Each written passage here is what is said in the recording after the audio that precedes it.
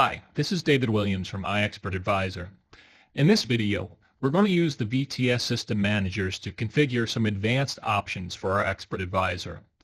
Namely, we'll define the EA's behavior during different time periods, and we'll define the EA's actions based on subsequent trade signals, that is, after one trade has already been opened. From the welcome screen, you can see the Starter EA icon under Recent Systems. I'll click that and it will open our Starter EA system. I'm going to click the Start element so that the properties of the system are shown in the Properties window. This will allow me to view and select the trade managers. First, I'm going to select the Time Trade Manager. I don't want to open any trades on Friday at all, especially before 12 o'clock.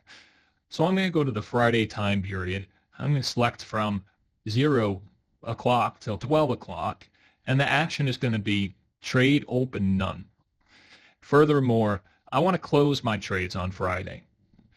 So after 12 o'clock, if any trades are still open, I'm going to configure it so that they're closed.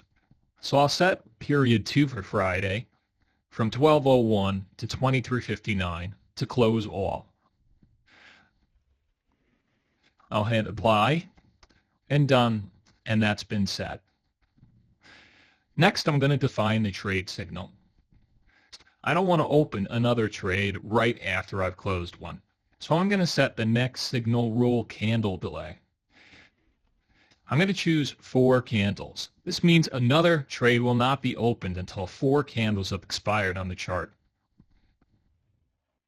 Now I'm going to build the system by clicking the Build button. This video shows how easy it is to use advanced trading techniques using the VTS Expert Advisor Builder.